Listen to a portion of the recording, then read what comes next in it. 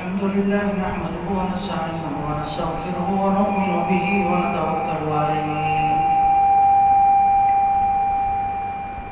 ونعوذ بالله من شرور أنفسنا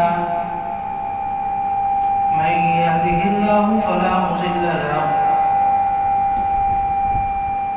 ومن يضلله فلا هادي له وأشهد أن لا إله إلا الله وحده لا شريك له وأشهد أن سيدنا وسندنا ومولانا محمدا عبده ورسوله أما بعد فأعوذ بالله من الشيطان الرجيم بسم الله الرحمن الرحيم والعصر إن الإنسان لفي خسر إلا الذين آمنوا وعملوا الصالحات وتواصوا بالحق وتواصوا بالصبر صدق اللہ العظیم۔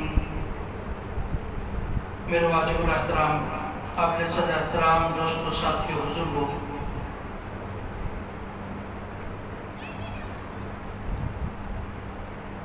ایک پاکستانی ہونے کی حیثیت سے ہر شخص کو اپنے ملک سے ایک محبت، ایک عقیدت اور ایک ایسا تعلق ہوتا ہے جو دیگر ممالک کے ساتھ ذرا کم ہوتا ہے، اور اس محبت کا اظہار ہم مختلف حالات میں اپنے سامنے دیکھتے بھی ہیں۔ جس طرح پچھلے مہینے اگست کا مہینہ تھا، 14 اگست سے کچھ دن پہلے، اور اس دن کافی جھنڈے اور جھنڈیاں اور اسی طرح کے دیگر چیزیں جس سے پاکستان سے محبت کا اظہار نظر آ رہا تھا، یہاں تک کہ بچے اس دن کپڑے بھی مخصوص پہنتے ہیں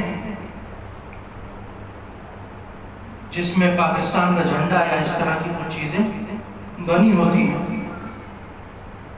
تو یہ ایک محبت کا اظہار ہوتا ہے کہ ہم اس ملک کے رہنے والے ہیں، اس کے باسی ہیں، ہمارے اکابر نے، ہمارے بڑوں نے اس ملک کو حاصل کیا بڑی قربانیوں کے بعد، تو وہ اظہار تشکر کے طور پر یہ سارے کے سارے کام کیے جاتے ہیں۔ اور اس کے بعد اگر ہمیں اس پوری دنیا میں کوئی ملک، کسی ملک سے اگر محبت ہے تو خانہ کعبہ یا مدینہ، نبی اکرم صلی اللہ علیہ وسلم کا جو شہر رہا ہے، تو ان سے محبت ہوتی ہے۔ سعودی عرب سے اگر ہمیں محبت ہے تو اس کی وجہ یہی ہے کہ وہاں پر ہمارا قبلہ اول ہے، قبلہ دوم ہے، اور قبلہ اول بیت المقدس ہے کہ ہم اس طرف منہ کر کے نماز ادا کرتے ہیں۔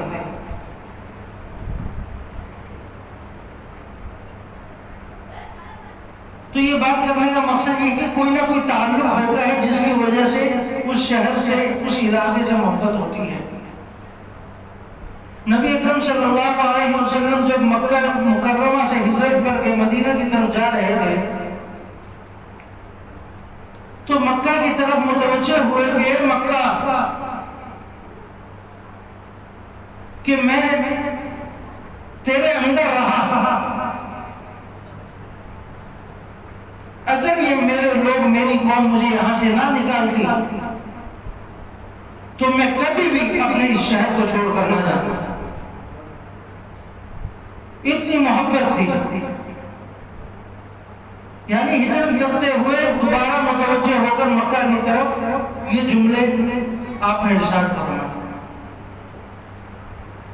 کہ اگر میری قوم مجھے یہاں سے نہ نکالتی تو میں کبھی بھی اس شہر کو چھوڑ کر نہ جاتا.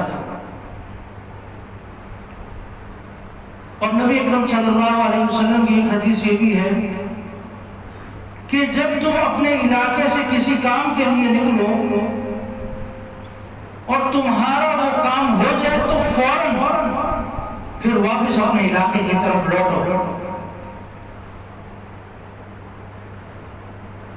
وہاں وقت ضائع نہ کرو، اپنے علاقے کی طرف لوٹنے میں جلدی کیا کرو. تو نبی اکرم صلی اللہ علیہ وسلم اس حالت میں اپنا شہر چھوڑ کر گئے مکہ مکرمہ، اور جب چھوڑ کر گئے تو مدینہ میں جا کر اس جگہوں میں لگے رہے، اس کوشش میں لگے رہے کہ جلد سے جلد واپسی ہو. اور وہ حالات بناتے گئے کہ یہاں تک کہ اللہ رب العزت نے واپسی کا انتظام فرما دیا اور ایک مرتبہ دوبارہ پھر مکہ میں آ کر آباد ہوا. تو میں عرض کر رہا تھا کہ کسی نہ کسی علاقے میں رہتے ہوئے وہاں کے باسی ہونے کی حیثیت سے اس علاقے سے محبت ہو جاتی ہے اور اس کا اظہار بھی کیا جاتا ہے. لیکن یہ محبت آج کل کچھ دوسرا رخ اختیار کرتی جا رہی ہے کہ مجھے اپنے ملک سے تو محبت ہے، اتنی محبت ہوتی ہے کہ دوسرے ممالک سے پھر نفرت شروع ہو جاتی ہے. تو یہ محبت ذرا خطرناک ہے. جس طرح ہمارے بعض لوگ نبی اکرم صلی اللہ علیہ وسلم سے محبت کا اظہار اتنا زیادہ کر دیتے ہیں کہ باقی انبیاء کو وہ اہمیت ہی نہیں دیتے. حالانکہ انبیاء کا مرتبہ اپنی جگہ، نبی اکرم صلی اللہ علیہ وسلم کا مرتبہ اپنی جگہ. اگر کسی ایک نبی کا انکار کریں گے تو آپ اسلام میں بھی باقی نہیں رہتے. تو محبت کے اندر بھی ذرا میانہ روی اختیار کریں. ابھی پچھلے دنوں کراچی میں یہ ایک میچ ہوا تھا افغانستان اور پاکستان کے مقابلے میں،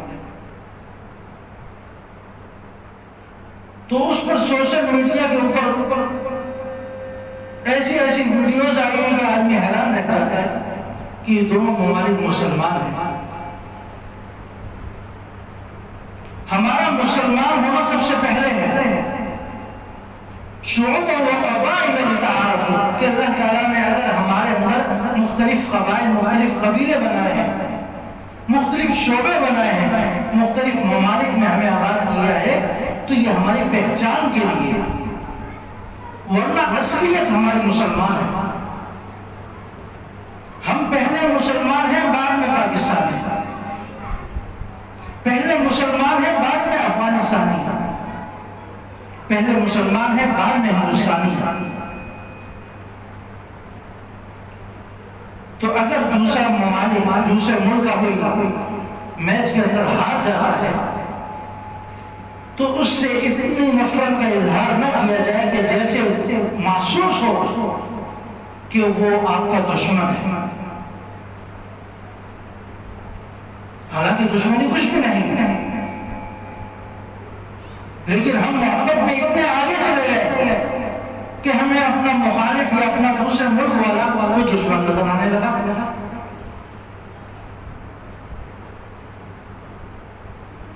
تو سب سے پہلے ہم مسلمان اس چیز کو اپنے ذہنوں میں بٹھا دیں کہ مسلمان ہونا ہمارا پہلے ہے، بعد میں پاکستانی، افغانستانی یا ہندوستانی ہونا.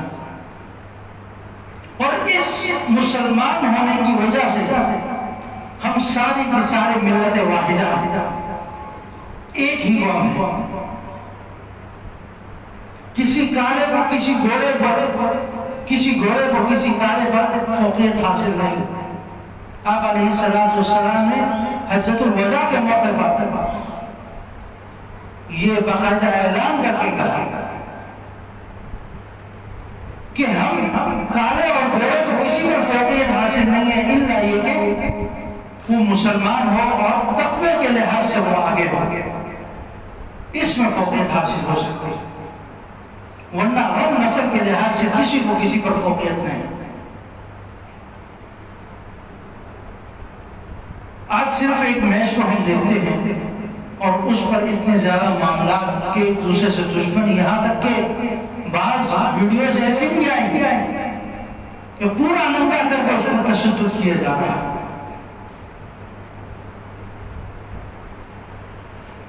اور اگر وہ اس ملک کا ہے تو اس ملک کے نعرے اس سے لگوائے جا رہے ہیں، اگر پاکستان کا ہے تو پاکستان کے نعرے اس سے لگوائے جا رہے ہیں۔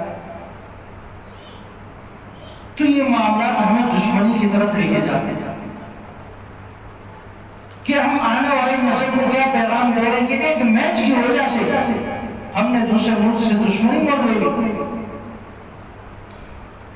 حالانکہ کھیل ہمیشہ ایسا ہوگا کہ ایک جیتے گا ایک ہارے گا، کبھی ہمارے جیتیں گے کبھی ہمارے ہاریں گے، لیکن اس کی وجہ سے دشمنیاں مول لینا اور دشمنی بنا لینا یہ ہمارے لیے خطرے کا سبب ہے۔ یہ صرف ایک میچ ہے۔ اقوام متحدہ کی 2021 کا جو رزلٹ آیا ہے، جس کے اندر مختلف ممالک کے اندر وہ کمپیئر کرتا ہے دوسرے ممالک کے ساتھ، تعلیمی معاملات کے اندر، میڈیکل کے معاملات کے اندر اور دیگر صحت وغیرہ سے متعلق ہمارا ملک اس وقت 154 نمبر پر ہے۔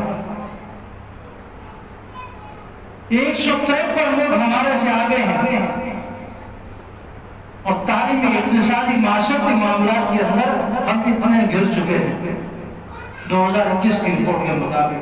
2022 میں تو اور حالات خراب ہوئے۔ اس تعلیمی میدان میں ہمارا کوئی شخص نظر نہیں آتا۔ پاکستان سے اظہار اور تفخر اور تفریح کے مواقع میں ہمارے نوجوان سب سے آگے ہیں۔ اگر کہیں کہا جائے کہ فلاں جگہ پر ایک تعلیمی اسپیچ پر بات ہوگی تو ہمارے 90% نوجوان طبقہ اپنی کوئی نہ کوئی عذر پیش کر کے اس مجلس سے ہٹنے کی کوشش کرے گا، شریک نہیں ہوگا، کیونکہ اس کو معلوم ہے میرے پاس علم ہی نہیں ہے۔ جو چیزیں وہاں پوچھی جائیں گی اس سے متعلق میں بات ہی نہیں کر سکتا۔ میں نے تو آن لائن اپنے امتحانات دے دے کر پاس ہوا ہوں، میں نے تو نقل کر کر کے پاس ہوا ہوں۔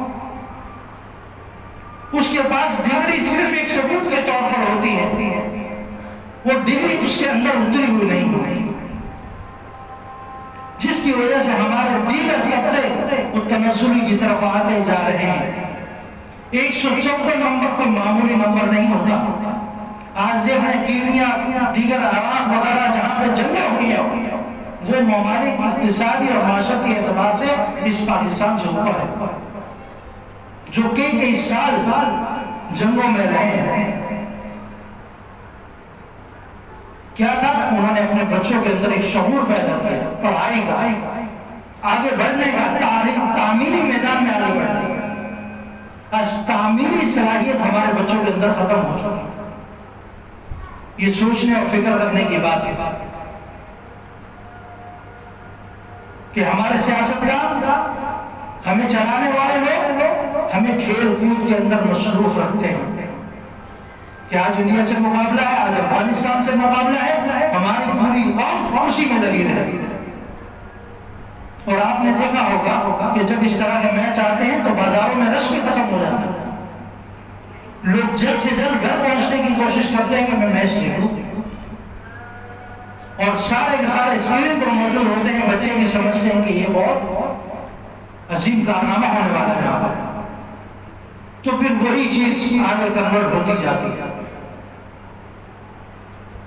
وہ شوق بچوں میں آتا جاتا ہے۔ آج کسی بچے سے کہا جائے کہ پڑھو، بیٹھ کر کوئی کتاب اٹھا لو، تو کتاب نہیں اٹھائے گا، موبائل دے دو، سارا دن اسی پر بیٹھا رہے گا۔ تو تعمیری فکر ہمارے اندر ختم ہو چکی ہے، ہم تفریح اور کھیل کود والے مزاج میں جاتے جا رہے ہیں جو ہمیں تنزلی کی طرف لے کے جا رہا ہے۔ اس موضوع پر تفصیلی بات کرنا چاہ رہا تھا، وقت کم ہے، اوپر ہو گیا، انشاءاللہ پھر کسی وقت اس موضوع پر مزید بات کریں گے۔ اللہ تعالیٰ عمل کی توفیق عطا فرمائے اور ہمیں اپنے بچوں کے آنے والے مستقبل کو سمجھ کر اس کی تیاری کرنے کی توفیق عطا فرمائے۔ وما علینا الا البلاغ المبین۔